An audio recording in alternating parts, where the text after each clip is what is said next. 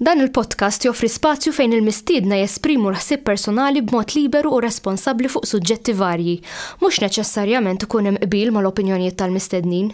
Għalhekk nistiednu lill-udjenza sabiex tevalwa l-argument miġjub u bl-ebda mod ma jsir attakk personali fil-kummenti. Hija l-intenzjoni tal-produtturi li dan il-podcast ikun spazju fejn il-libertà tal-espressjoni tiġi dejjem imħarsa b'responsabbiltà u b'rispett sħiħ.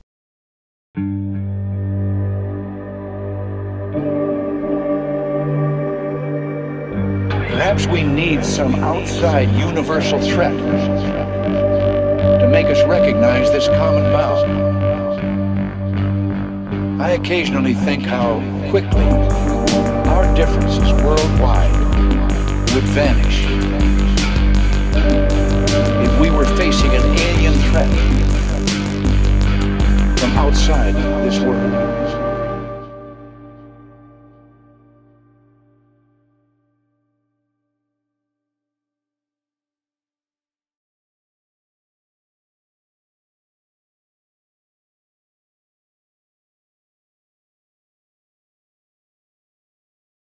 Nilqawkom magħna għal podcast ieħor, nixtieq infakkarkom ukoll fuq l-event li għandna ġej fil-31 ta' Mejju li ħajsir il-Buskett ġewwa il-Love. Hemmhekk ħan niddiskutu u ħanaraw il-dokumentarju ġdid tal-awtur u riċerkatur Kevin Falzon. Nistidnukom tixtru l-biljetti minn fuq il-ħolqa li hemm fuq il-Facebook group tal-event. Ikolkom iċ-ċans tiltaqgħu ma' Kevin u ħajkonna anke l-launching tal-ktieb ġdid. Illum magħna għandna il-Sur Andrew Bonello li ħan iddiskutu il-kannabis, ir-riformi tal-liġi u anki diskussjoni oħra ngħidlek. Andrew, kif inti l ħaġa? Grazzi għall-istedina, Kit, grazzi. Tajjeb, mela, Andrew huwa jagħmel parti mill-NGO fakkarni Relief Malta. Andrew, Relief eżattament. X'inhija u x'itħaddam bħala prinċipji? Mela, ara, Relief iffurmat fil-2017. U speċifikament biex taħdem favur id-drittijiet ta' min juża l-kannabis f'Malta, fil-fatt konna proponejna it-ħassir tal-kondotta, il-fatt li wieħed jista' jkabbar id-dar u li jista' jissieħeb ma' clubs tal-kannabis ukoll, dawn huma affarijiet li konna proponejna żmien ilu. Id-dekriminalizzazzjoni hija xi ħaġa li hija xi ħaġa importanti għalina, anki dritt tal-privatezza, ukoll policies li inaqsu ħsara mill-liġijiet li jistgħu jagħmlu ħafna ħsara minn jinqabad bil-kannabis. Ovvjament nipproponu anki li jkun hemm sustainable policies ukoll ma' min ikabbar il-kannabis. Ovvjament ukoll hemm restorative justice li hija xi ħaġa li hija importanti għalina li di ma saritx. Imma irridu nibqgħu sejrin u nimxu l-qudiem mhux nieqfu b'din ir-riforma li kellha tkun rolling reform, ġifieri kull ċertu żmien kellhom iżidu iktar protezzjoni għal min juża l-kannabis, ma da ma seħħx. S'issa ġifieri aħna għadna qed nippuxjaw biex ikonna iktar dialogu mal-awtoritajiet biex inkunu nistgħu nimxu iktar l qudiem u mhux nibqgħu fejn aħna għax għadna naraw nies li ġejjin arrestati u jititallawhom il-qorti. U aħna ma rridux naraw dal-inkwiet għan-nies li forsi kabru jkollhom pussett tal-kannabis fuqhom. Illum eżattament il-liġi xi tajt? Il-liġi llum tajt li tista' tkarbar 4 pjanti d-dar, tista' żomm 50 gramma d-dar u bħala pussess fil-pubbliku sa 7 grammi.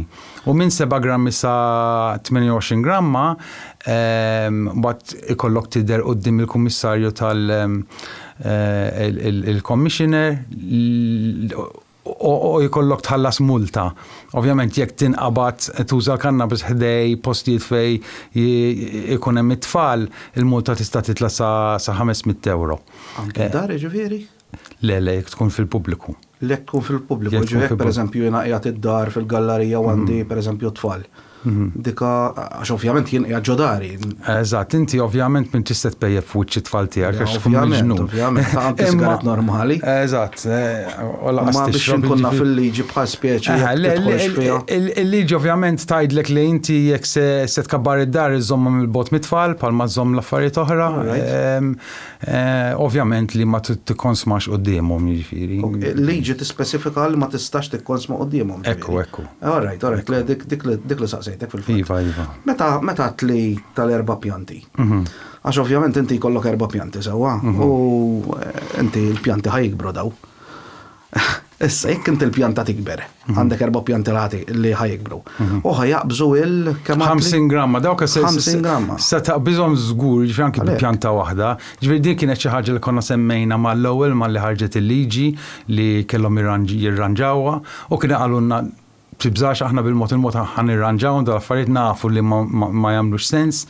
Imma ovvjament kien hemm ħafna nies li kienu kontra kollox, allura rridu jimxu bil-mod u forsi dak il-ħin tajt okej, tifhimha naqra ma saddew 4 snin u għadna b'dawk l-ammonti żgħar għadhom hemm. Jiġifieri qatt hemm lok fejn tista' tispiċċa l-qorti bażikament ħabba dawn l-affarijiet. U semmejt l-ewwel il-liġi tal-privatezza. Spjeganna daqsxejn. Il-liġi tal-privatezza hija xi ħaġa importanti u konna puxxajna li tkellimna favuri qabel ma ħarġet il-liġi, hija xi ħaġa importanti speċjalment bl-istigma li hawn bħalissa u problemi soċjali li qed jitfaċċaw ħafna nies li jużaw il-kannabis. Ovvjament l-anonimità hija importanti u dik kienu żammewha. Jiġifieri inti mill-inqas jekk tmur u tissieħeb ma' klabb, il-klabb iżżomm id-dettalji tiegħek u jibqgħu hemmhekk ma jgħadduhomx lil ħadd. Jiġifieri dik tkun imma sfortunatament issa ħajkun hawn bidla fejn dik il-biċċa neħħewha mill-liġi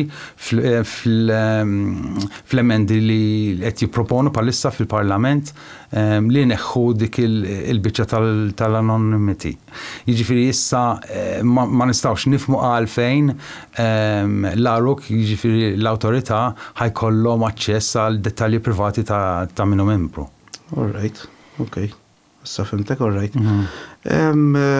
Jiena ovvjament insegwi l-paġna tagħkom ukoll u innotajt ukoll li tippostjaw ħafna pereżempju ċertu tgergir x'inhu jiġri. Intom bħala NGO x'edin tippretendu jew x'edin tgergru fuq li qed jiġri min-naħa tal-gvern? Għax milli jidher issa dawn l-emendi li qed jipproponu qed jaġevolaw iktar l-industrija u l-konsumatur qed jibqa' b'xejn u jisu irridu noqogħdu nittalbu għal ftit drittijiet u protezzjoni. Jiġifieri ukoll di tal-privatezza ħajneħħu ukoll ħajdaħlu li l-awtorità ħajjieħu ħsieb anki dawn il-ħwienet li bijaw is-synthetics meta aħna kull maridna li tiġi legalizzat il-kannabis biss. Hawnhekk rajna li kien hemm problema meta ħarġet il-liġi mal-ewwel bil-kelma li kienu bidlu minflok cannabidiol ċoe CBD biex tidħol fis-suq is-CBD li mhijiex psychotropic jew psychoactive u hija safe m'għandekx ċans ta' dipendenza fuq dik tiġi mill-WHO li di tkun tista' tidħol ġo Malta fl-istess ħin tal-liġi ma minflok bidluha u poġġew il-kelma cannabinoids. Jiġifieri issa dik il-kelma infirxet fetħu ħafna ħwienet, ħafna synthetics daħlu, sfortunatament in-nies spiċċaw l-isptar ukoll u kif ħanaqbad ngħid imbagħad ovvjament it-tobba qalu li kienu ġew ħabba il-kannabis meta ma kienx il-semmi synthetic għaxin ma nifimx. HHC u moħra CC9 kienet fil-news milux u kollax kien hemm xi koċnis li kienu spiċċaw l-isptar. Di għada fis-suq, jiġifieri, hemm prodotti oħrajn. Meta tajt għada fis-suq, ġifieri tista' tmur tixtriha minn ġo ħwienet. Yes, tista' tmur tixtriha, m'hemmx kontroll, anki jekk tkun taħt l-età, ovvjament il-turisti li ġu Malta jaħsbu li biddinna l-liġi u jafu li biddinna l-liġi imma dik il-liġi hija għal-residenti Maltin biss, jew min jgħixaw Malta għandu residency card, allura dawna jitlu fil-ħwienet u jaħsbu li din hija kannabis, hemm kannabis miktub fuq dawn il-prodotti u jixtruhom u ma tantx imorru tajjeb bihom ħanajdu hekk. U l-pożizzjoni tagħkom ovvjament hija. Il-pożizzjoni tagħna aħna konna ħriġna mal-ewwel wara li ħarġet il-liġi fi-2021 u rajna dawn il-ħwienet jiftħu u sfortunatament bdew anki l-pulizija bl-arresti fuq is-CBD. Kien hemm il-każ famuż tal-tabib li kien ġie arrestat ukoll fost oħrajn. Konna ħriġna petition parlamentari wkoll biex niddiskutu biex nbidlu dik il-kelma bażikament. U konna ovvjament fost l-ewwel li komplejnjajna fuq dawn l-affarijiet. Ġifieri domna 3 snin, 4 snin, tista' tgħid, sakemm bbanjawhom, huma li jagħmlu bbanjaw lista biss, miflok bbanjaw kollox, bbanjaw lista u fil-kannabis hemm iktar minn 100 cannabinoid li jistgħu jilagħbu bihom, jiġifieri. Jużawk il-kelma ġifieri biex jiftħu l-bracket. U dejjem ħajsibu mod, jiġifieri biex joħolqu prodotti ġodda. Dawn huma prodotti li mhumiex regolati, ħadd ma jaf minn fejn qed jagħmluhom dawn l-affarijiet jista' jkun xi garax x'imkien u allura huma perikolużi. All right. Ġifieri allura l-liġi qed tgħidlek li min ipejjeb ħanajdulek il-ħaxixa. Inti ma tistax pereżempju tpejjeb ċertu ammont, ma tistax ikollok fuq ċertu ammont. Hemm ħafna restrictions. Mbagħad fuq ġoħanut u tixtri l-HHC li tista' tagħmel. Zero restrictions, jiġifieri, mbagħad il-kannabis hemm ħafna restrictions fuq il-possess fuq fejn tista' tuża, kemm tista' tkabbar, kemm tista' żomm id-dar. U b'dawn il-restrictions bażikament l-unika ħaġa li qed tagħmel qed tgħin daw il-kumpaniji u s-suq leċitu ovvjament, għax dawn għu kumpaniji, 99% għasuma kumpaniji daw ġifiri? ħadd ma jaf minn hemm warajhom dawn il-ġifieri kważi tista' tgħid li dik il-kelma meta bidluha apposta jew kienet żball. Fil-fatt jilli ma nifhimx hekk qed ngħidu moħħi. Fil-fatt konna fuq programm ukoll fuq Popolino kien hemm il-chairperson tal-Aruk ukoll u kien qal li kien żball, ma aħna nistaqsu jekk kien żball u dak il-persuna u avukat. Għalfejn ma marx il-qorti u għen dawk in-nies kollha li hemm il-qorti palissa fuq CBD, il-fjuri ta' CBD. Jiġifieri hemm xi ħaġa stramba għaddejja.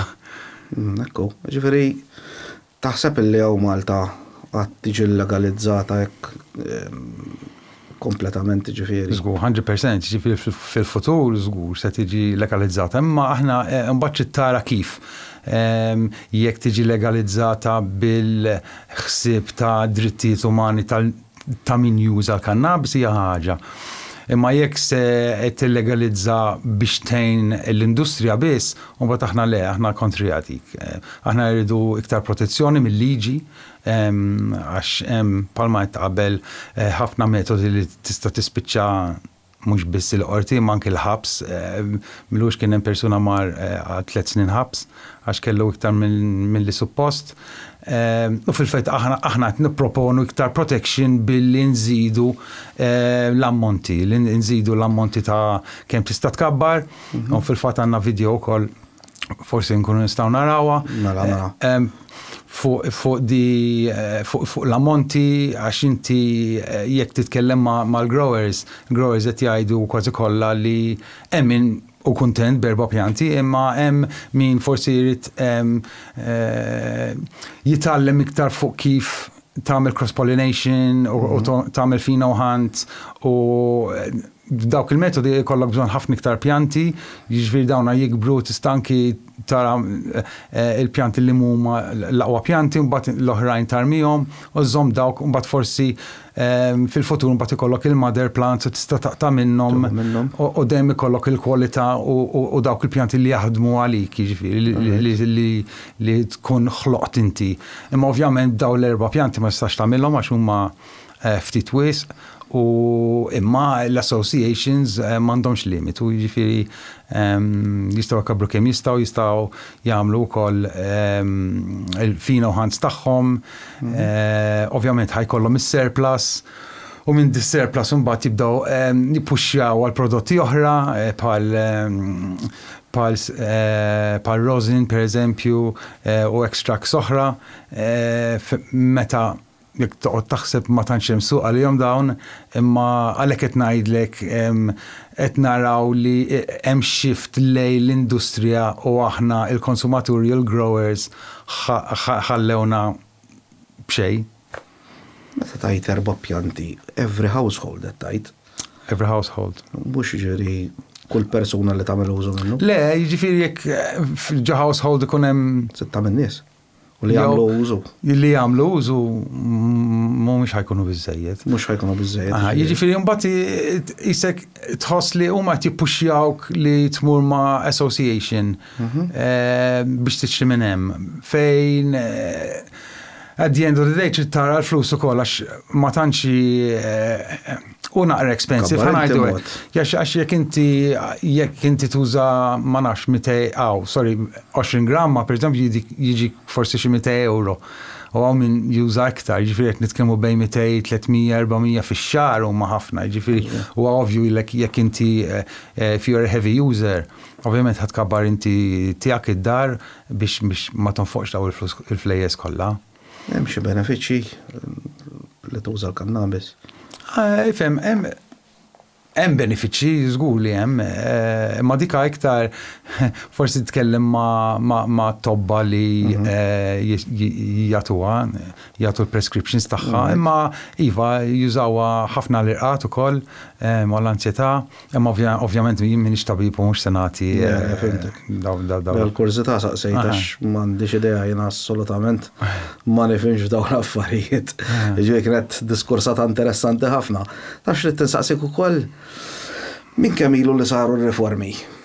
Hemm xi reġistru forsi jew ta' min huma l-users u jekk kien hemm żieda fil-users. Mela, palma qabel ara reġistru m'hemmx għal ħares ikun hemm. Imma sfortunatament jisna sejrin f'dik id-direzzjoni.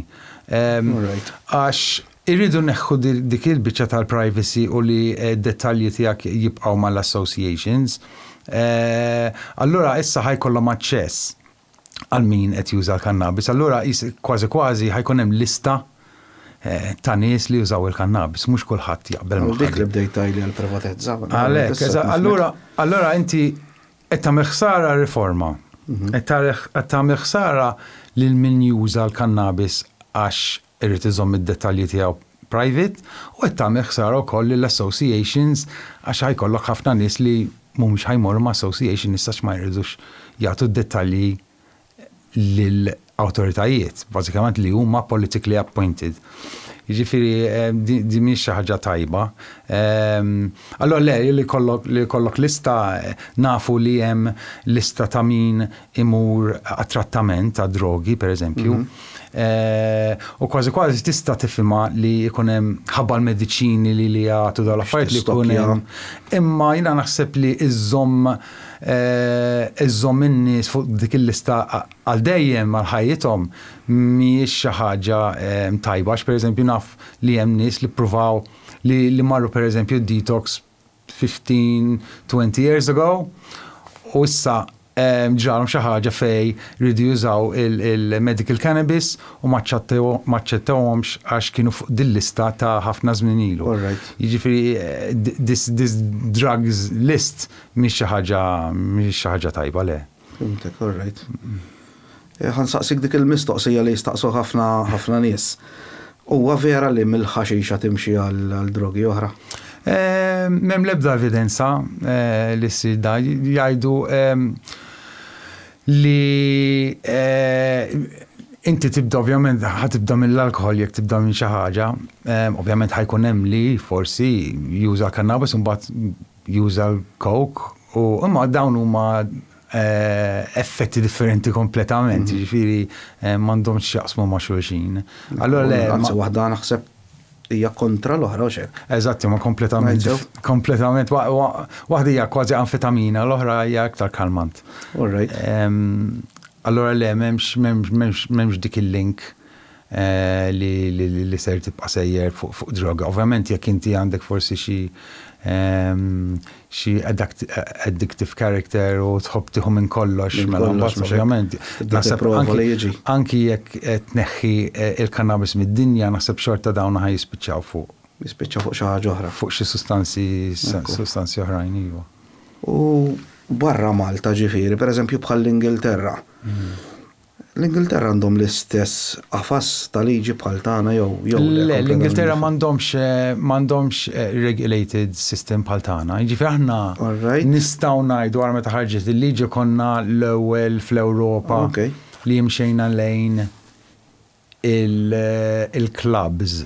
Għax kien hemm pajjiż li fej tkun decriminalized li tkabbar inti d-dar privately u li żomm ammonti fuqek fil-pubbliku u d-dar, diġà kien hemm, ma minna xejn ġdid hemmhekk. Imma mbagħad li ħloqna dawn il-clubs, mbagħad hemmhekk hija xi ħaġa differenti fej konna konna l-ewwel pajjiż fl-Ewropa.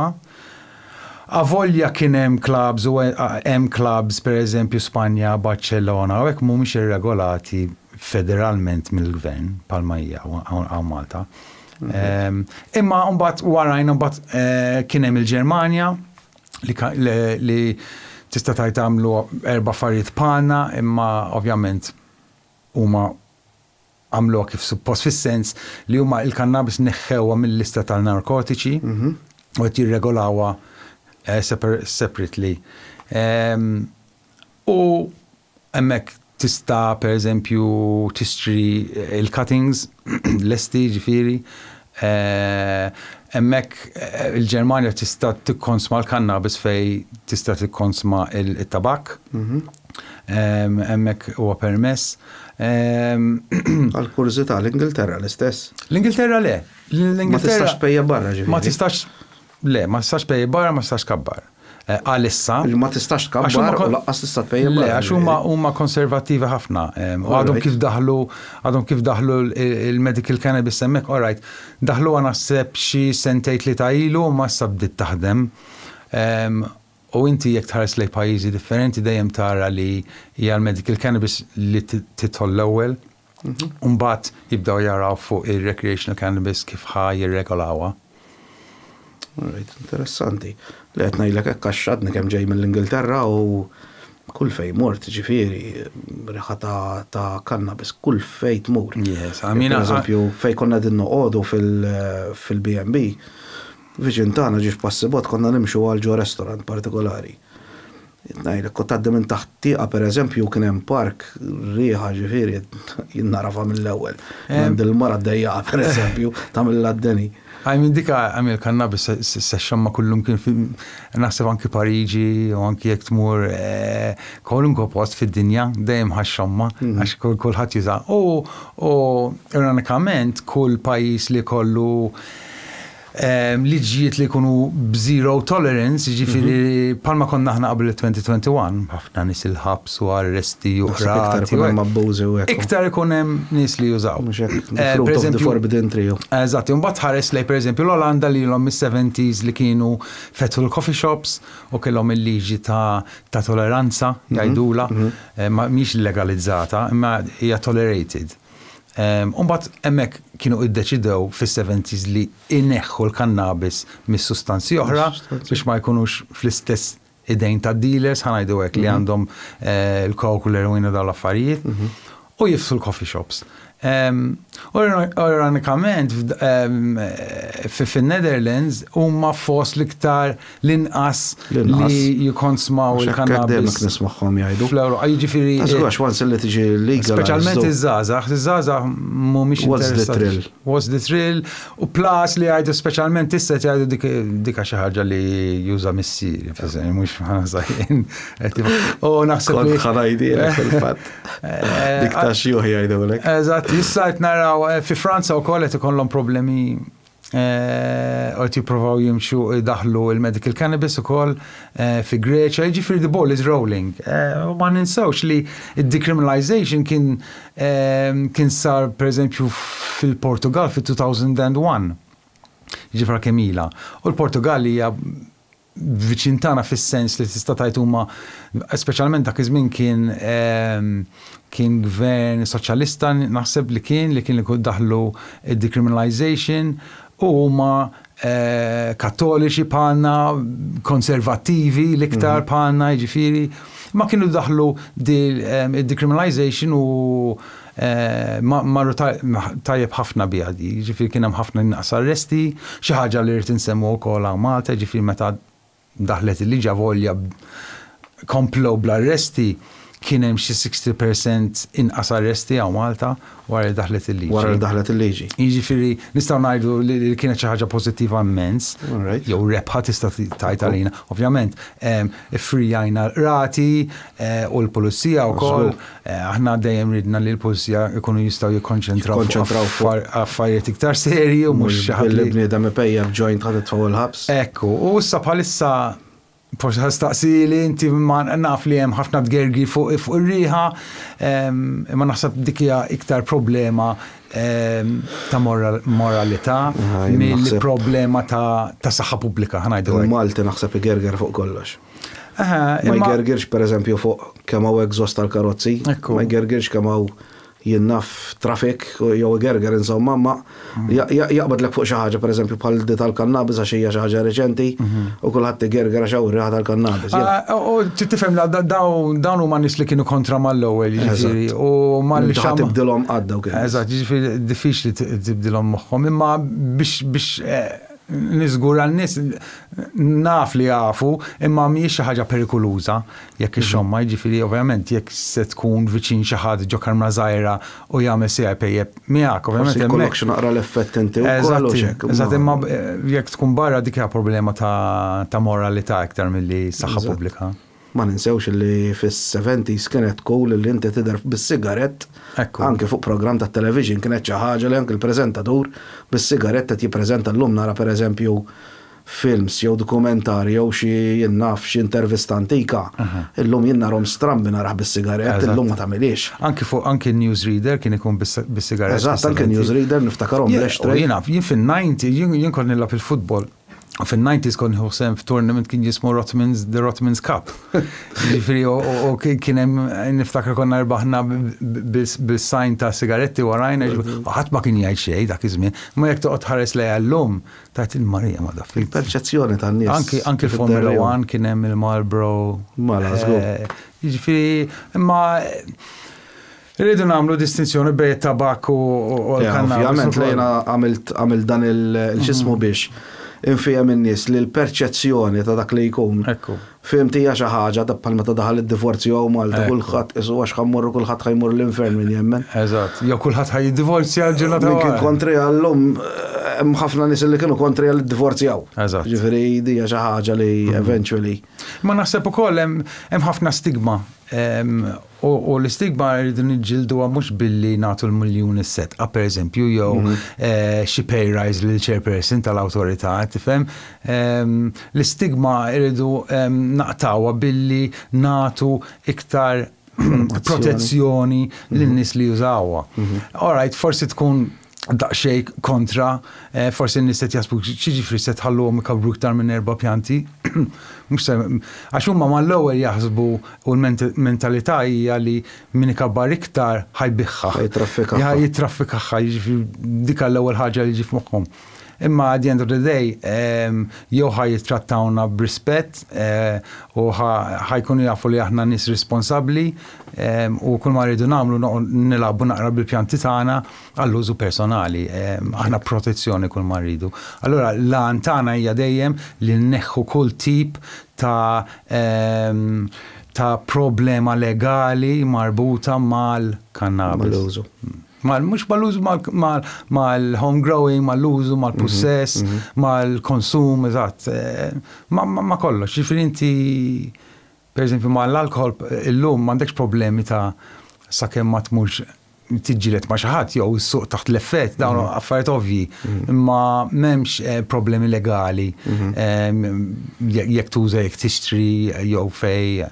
U dik hija naħseb lan fej rridu nilħu u naħseb nilquha. Imma ovvjament hemm ħafna backlash bħalissa minn dawk l-entitajiet li kienu kontra mal-ewwel. Il-gvern ma għamel xejn biex jikombatti l-istigma, ovvjament dawna l-entitajiet qed jikbru qed ikollhom ħafna poter u għad-end of the day ħanbagħtu aħna. Ekku. Lejna li pereżempju li semmejt l-ewwel li għax ikollok iktar pjanti. Ħadd it-traffika jiena naraħħa li min irid jixtri għax irid imur jixtriha. Ma jfissirx li għaxaw iktar pjanti, ma jfissirx li t-tifla tiegħi jiena għax ta' faċċata tiegħi qed ikollu iktar pjanti ħatmur tixtri. Tifla tiegħi irid ikollha l-intenzjoni li tmur tixtriha in the first place, għax ikollok pjanta waħda, jkollok għaxar pjanti, xorta tista' tixtriha llum, ġifieri, din hija xi ħaġa il-dik tal-bniedem ngħidilha jiena u l-free will tal-bniedem. Ħadd mod iġalek isma' mur ixtri għax hawn ħafna ma taħdimx hekk. Ekku.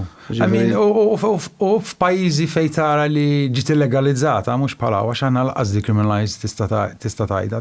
Forsi partial decriminalization ngħidula għax l-ammonti tant huma żgħar u tant hemm restrictions fuqha li ma tistax tgħid li ġiet decriminalized. Avoljaw ħafna nies jgħidu ġiet illegalizzata, kulħadd jaħseb li ġiet illegalizzata. Anke fil-gazzetti malli għaddit il-liġi anke l-gazzetti ta' barra għax iħobbu jgħidu għadi legalizzata ma ġiet illegalizzata xejn. Ġifieri għad hemm ħafna restrictions u dawn ir-restrictions kull ma din jagħmlu jappoġġaw jew jgħinu is-suq illeċitu. Ekku. Ma nafx, tixtieq xi ħaġa oħra? Nżid, għaddejjin issa bħalissa f'żmien daqsxejn partikolari għax bħalma tqabel hemm fil-Parlament qed jiddiskutu din tibdil fil-liġi jew l-updates tal-liġi u hija inkwetanti għax qed naraw minflok qed jersqu u jew jibqgħu mal-ispiritu tal-liġi li kienet li nipproteġu id-drittijiet ta' min juża l-kannabis, qed naraw li mixjin fid-direzzjoni fej qed jiġu aġevolati l-industrija. Ġifieri l-industrija tagħhom tappi aħmar u aħna għalquna l-bib. Ġifieri dik hija s-sitwazzjoni bħalissa fejn qegħdin. Allura xtaqt li n-nies ikunu jafu għax din li kollox miktub legalment, forsi ħadd ma qed jinduna u qed jużaw il-kannabis huma kontenti. Ma rridu noqogħdu attenti għax hemm entitajiet li qed jaħdmu mal-gvern li huma u dejjem kienu kontra il-home growing u qaluha pubblikament iktar minn darba huma favur il-reġistru huma favur li jitnaqsu l-ammonti ta' possess ukoll. Dawn huma affarijiet li jekk ma noqgħodux attenti maħniex ħanqumu bil-wieqfa dawn se jgħaddu u se nbagħtu aħna. Qed iħarsu lejha business. Sfortunatament dina xi ħaġa li mhux hawn Malta biss, imma malli l-businessman jibda jxomm li jista' jaqla rira. Mbagħad forsi hawn iktar u iktar jibdew jieħdu over u jibdew jindaħlu fil-policies ukoll, ibidlu kelma law, ibidlu kelma lem, meta aħna sfortunatament m'għandniex komunikazzjoni mal-awtoritajiet, provajna nagħmlu meeting mal-Onorevoli Buttigieg, imma ma uġbitniex, jisu telat ħajt bejnietna, Allora aħna ovvjament l-unika ħaġa nistgħu nagħmlu huwa li nikbu artikli, niġuwaw u nagħmlu kemm nistgħu ħsejjes biex in-nies ikunu jafu x'qed jiġri. Naħseb jiena l-informazzjoni hija l-ikbar arma fejn jidħlu dawn l-affarijiet. Ekku. In-nies irridu jkunu pereżempju jiena onestament, ġifieri llum tal-lim xi ħaġa li ma kontx naf għax jiena kont tibda tajli homegrown, jkun naħseb li l-gvern meta ħanajdu l-legalizzaħħa li inti tista' tkabbar ħsibta li orrajt mela issa tista' tkabbar bħal spjeċi. Eżatt, imma mbagħad boom 50 grams biss. 50 grams. Apparti li waħda tgħidlek kabbar imma sa 50 grams. Li ma tagħmel sens u meta jkollok nies li jaħdmu fl-awtorità ħanajdu hekk li mhumiex mill-background ta' human rights jew m'għandhomx esperjenza fil-recreational use tal-kannabis jew fil-policy making ta' mbagħad taqta' civil society l barra mela mbagħad huwa diffiċli timxi l qudiem. U żgħax dak li jkun minflok ħajkabbar biex juża ħajjlek mela ħanixtri. Bħal meta inti minflok għandek sigaretti d-dar, pereżempju. U qed nirromlhom jien is-sigaretti d-dar. Mela jiena kif ħajspiċċali jiena ta' bil-forsi rrid immur nerġa' nixtri. Mela jiena la issa jiena m'għandix biżejjed biex inkompli nuża, irrid immur bil-fors għand tal-ħanut jew għand xi ħadd u ovvjament il-businessman. Ovvjament huma li jridu li mmorru nixtru minn sorsi legali li huma l-associations imma ma nafx għalfejn iridu jieħdulna issa id-dettalji wkoll u din ma naraħx li jaffer la għalina u la l-associations biex ngħidlek il-verità. Għax bl-istess argument, jixxie l-alkohol għal għax ma taħodlux id-dettalji wkoll minn pejp sigaretti ġu. Taqs kemm hemm affarijiet li huma legali huma ħafna iktar perikolużi. Eżatt. Allura għalfejn ma bqajniex mixin l-qoddim minn mindu nbidlet il-liġi ħadd ma jaf. Forsi beżaw imma minix qed nara dik il-ħeġġa li jaħdmu favorina favur id-drittijiet umani biex taxxaqhom mbagħad tara li qed jaġevolaw l-industrija fuqna mbagħad ovvjament mbagħad hemmhekk tinħaraq. U nisperaw ukoll li mhumiex ħajibdew jiġuna d-dar ukoll biex jiċċekkjawna l-pjanti għax kienu semmew ukoll xi ħadd kien qalli wkoll li kienu biħsiebhom biex jagħmlu għadi imma jekk issir dan mbagħad m'hemmx tagħmel kollok titlaq mill-pajjiż. Ġaluku. Eżatt, le, fis-sens li nispera li n-nies ikunu jafu x'qed jiġri ma rridx nagħmel xi allarm jew xi ħaġa imma l-informazzjoni huwa importanti biex inkunu nafu x'qed jiġri eżattament. Dik hija l-ikbar arma l-informazzjoni. Ekku. U xi ħaġa oħra hija li dawn il-clubs suppost huma non-profit. Ġifieri jistgħu jħallsu minn ovvjament għall-equipment u min jaħdem hemm, imma bħala non-profit suppost m'hemmx business u l-idea dejjem kienet li dawn il-clubs ma jkunux post fejn jbigħu il-kannabis biss u jew ikunu ċentrati fuq il-bejħ tal-kannabis, imma jkunu ċentrati fuq u fokati fuq il-membri tagħhom. Biex ikun hemm komunità ta' membri li tieħu ħsiebhom li tkun tista' tippromuovi l-harm reduction methods u ovvjament li jkun hemm on-site consumption għax peress li m'hemmx on-site consumption dawn l-associations l-qas huma ma jistgħu jaħdmu kif suppost. Inti l-persuna jekk jiġi jixtri u jitlaq inti ma tantx ikollok ħin miegħu biex tispjega l-affarijiet, ma jkollokx dik il-peer-to-peer information għaddejja bejniethom, jiġifieri l-fatt li m'hemmx on-site consumption hija xi ħaġa li jisom neħħew is-social aspett mill-social club. Ġifri spiċċa minn social club u laqqas club tista' tajt ħanut li naħseb hija xi ħaġa li kienu rridu mal-ewwel. So kważi tista' tajt business minflok. Dik hija l-kelma kollha minn id-diskors ta' kollha dik li ħadd jiem business. Sfortunatament. Andrew, nirringrazzjak ħafna. Grazzi lilek. Ħafna x'ma konna naf xejn assolutament. Thank you ħafna. Grazzi, thanks.